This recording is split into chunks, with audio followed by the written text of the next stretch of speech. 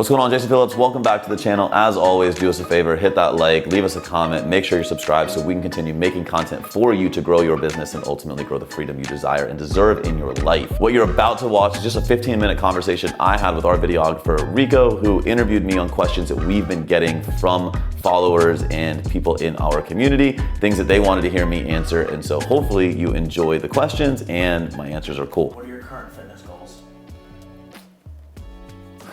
My current fitness goals, July 2022. For the first time in my life, I guess the first time in my adult life, I'm committing to something other than just focusing on physical aesthetics. And so I'm calling this the journey of my golf body, which for me in this season means I'm reducing muscle. I am trying to control inflammation, but most importantly, I am trying to get more mobile. And while I'm trying to get more mobile and perhaps lose muscle tissue, I'm also trying to maintain as much explosive power as possible. So it's very different for me. I spent well over a decade chasing the pump, if you will, and always maximizing the way I look. And inside of chasing how you look, you're typically trying to maximize muscle size, muscle fullness, minimize body fat. And so now, I'm probably gaining a little bit of body fat only because I need to be eating slightly more calories than I'm used to because I need to recover from stressors. I'm probably losing muscle because I'm just not doing as much volume, and it's a very weird pursuit. Physically, it's not that difficult. I don't mind going to the gym and training every day. I enjoy that hour every single day of creating that output. And to be fair, I'm probably doing a little bit more cardio than I'm used to.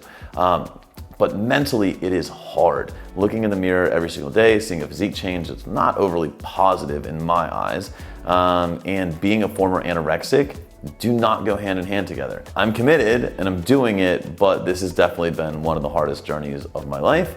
I'm sticking it through. The results are definitely paying off. I am getting more mobile. I'm hitting the golf ball further. I'm hitting it with more control. And right now, the big goal outside of business is for me to get my golf career back. So I'm enjoying it. What are 3 books you'd recommend people read? I don't read. Simple, the end. 3 books that I've listened to. If you're a business owner, everything by Patrick Lencioni, I think should be read. I got those book recommendations from Alex and Layla Hormozi. They really helped me understand how to become a better CEO. I think a lot of people that are trying to grow and scale their business are so used to being an operator, they really don't have the ability to transition to that visionary CEO title. And so I believe it's called The Advantage was the first one I read. It really made me realize that I was far too in the weeds of the business instead of being in the weeds of managing people. And I think that, I can tell you we're filming this video right now at an event where we're working with CEOs of reasonable sized businesses, and getting them to be better leaders and better CEOs is the primary focus of what we're doing. So made an impression on me. It's one that I continue to pay forward. Also, speaking of Alex Hormozi, $100 million offers. I think the offer is the root of your business. If your offer sucks, you can't sell it. It doesn't really matter how good your closing skills are. If your offer sucks, you can't market it. I don't care how good your marketing skills are. So you need to make sure foundationally you understand what your offer is, why it's good, why it's competitive, where your competitive advantage in the marketplace is, and that all stems from your offer. So that's number 2. Anything by Gary Vee. I'm gonna encourage you, if you get a Gary Vee book, get the audio. Go through one where he actually reads it, because he always goes off script, he always adds in more color, and I think that will be super beneficial to you. So even though I don't read, there's 3 books that you should check out. Why do most nutrition coaches get in their own way? Most nutrition coaches get in their own way because they really don't know what they're doing other than being a nutrition coach. There's a big difference between helping others and building a business that helps others. And anybody that has the education and application to help others is qualified to lead that interaction, to take somebody from where they are to ultimately where they want to be. Great. To do that at scale where you're helping lots of people, you are a business owner. You're not just a coach. A coach is an employee of the business. And so in the beginning, yes, you're a solopreneur, but you quickly have to recognize that if you want to have impact at scale, that you are the business owner, you are not the integrator of the service that is being provided. And so most nutrition coaches are afraid of giving up margin, or they're afraid that they lack the skill set to grow their business, or they're afraid of something, going back to their life pre-success of being a nutrition coach, and they won't make the necessary steps to actually focus on the business itself. Instead, they continue to focus on the service itself. Listen, I'm definitely saying your service should be epic, but I'm also saying that your business and the foundation of it in the back end must also be epic if you want to grow and scale. Get out of your own head and just trust the fact that you're a business owner and you're meant for greatness. If you could eat the same 3 meals a day for the rest of your life, what would they be? Same 3 meals every day, the rest of my life. Ham, tomato, and cheddar omelet with a side of bacon, sourdough toast, strawberry jelly for breakfast. Turkey sandwich on sourdough, double turkey, cheddar cheese, bacon, lettuce, tomato, yellow mustard with baked Lay's barbecue chips for lunch. Filet mignon, shallot butter on the side, mac and cheese, French fries, asparagus, finished with butter cake for dinner. What's one thing that makes you proud? One thing that makes me proud is being a dad and the example that I try to set for my daughter every single day. I am certainly not great at it, but I love the pursuit of it every single day. Having my daughter has completely changed the way that I approach everything in my life, and I'm proud to continue to become more selfless as I grow and as I age and as I evolve. And I'm just proud of really the life that I know she's going to be able to live from all the hard work I've put in. What is one thing you wish you didn't spend money on? God, what's one thing I wish I didn't spend money on? Everything. I fucking hate spending money, which is honestly completely different than I was in my 20s, and I would spend it on everything. I genuinely don't like to spend money. That being said, if you know me, I spend way too much money. Who's someone you wish to speak on stage with? I will speak on stage with Tony Robbins. What are the most important qualities of a successful leader?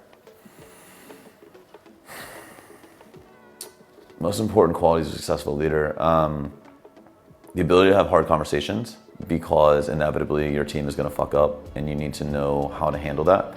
I think you need to have vision. You need to be able to set the vision, then lead the vision. Radical transparency, and I'm going to say that in 2 ways, with yourself and with your team, meaning you need to be able to be honest with yourself before you can go and be honest with others. I think that a lot of people understand the word truth to only be how they live their lives inside of interactions with others. And I think that what they overlook is the truth with themselves. So what are your own shortcomings? Why are they your shortcomings? How do you need to overcome them before you try to go share that truth? And then I think the last one is the commitment to excellence. We recently went to an event at First Form with Andy Frisella, and if you've ever been in the First Form headquarters, that place is spotless, and they have a culture that is second to none. I've literally never seen a culture like it, and that all comes from the leadership that Andy has. I got to spend time with Andy on Sunday morning, and just the way he leads and the example he sets is unreal. And so a commitment to excellence from the top down. What's your favorite part about flying and your least favorite part about flying? Favorite part about flying is how quickly I can get places. Least favorite is the turbulence. I'm scared to death in the air. Why? Because I'm not in control. Like 100%. The only reason I fear being in the air is like as soon as it shakes, I'm not in control. A, I don't know what's going on. B, I don't know if this is normal. C, like if the flight, if the captain comes on and he tells the flight attendants to sit down, is that a good thing? Is that a bad thing? Is something wrong? Like I really don't know. And so it's really more fear of the unknown and fear of no control. How do you plan to help 1 billion people? I certainly myself am not going to directly touch 1 billion people, and I think that this is a lesson for all coaches and all business owners. If you really want to hit a lot of people at scale, you have to develop something that can serve far beyond you. And so what happened when I had a coaching business, we were helping 6,000 to 7,000 people a year, which is fantastic. It was producing a lot of revenue, it was producing a lot of impact, but I realized it was never going to get me to 1 billion. So instead, I built a system that other coaches could go out and deploy. And when they deploy that, all of those people that are being affected by it are all coming up to us because we built the system. And so now what we've done is we are going to certify, probably 100,000 coaches, and they're all going to help 1,000 people, and that's how we get to 1 billion. If you were given That would actually be 1 million, so I think they got to help like 100,000 people a piece, but there's some math in there that will happen. If you were given a trophy, what did you win, and what does it say on it? If I'm getting a trophy, it's for saying fuck the most times ever in the world, and it says fuck you. Who's 3 people, dead or alive, you wish you could spend more time with? I'd love to spend more time with my dad. First and foremost, like that's super easy. Ever since I've lost him, everything that I do, every single day, everything I accomplish, everything I experience, I'm more hyper aware of how much I wish he was around to see it. I'd love to spend time with Tiger Woods, not because of the greatness that he's done in golf, but really I want to understand the ups and downs experience. Anybody that understands Tiger knows that he had a crazy upbringing where discipline was instilled to him. He's probably the greatest golfer to ever live, so I'd love to understand what it's like to get all the way to the top. But then obviously he's gone through his fair share of things in his life, and I'd love to know the inside journey of what it's like to try to overcome that. And I think that today, 2022, he's still celebrated as the greatest to ever live, and most people kind of forgive the low points of his life. So I'd just love to know more about the journey. The golf is cool. I'd obviously love to spend time on the golf course with him, but that would be that. I think that I'd rather just spend time with the people that I do now. I'm not on a mission for validation from anything else. I think that I get to live a pretty cool life, and so I think that those two, if I had my dad back and I got to learn from the GOAT, maybe I'd say somebody like Gary Vaynerchuk, because I'm a big Gary Vee fanboy. I'd love to just see like a day-to-day, like what that looks like, but I think that the novelty of that would wear off really quickly, and I think I find more peace in just the connections I have and growing and strengthening those.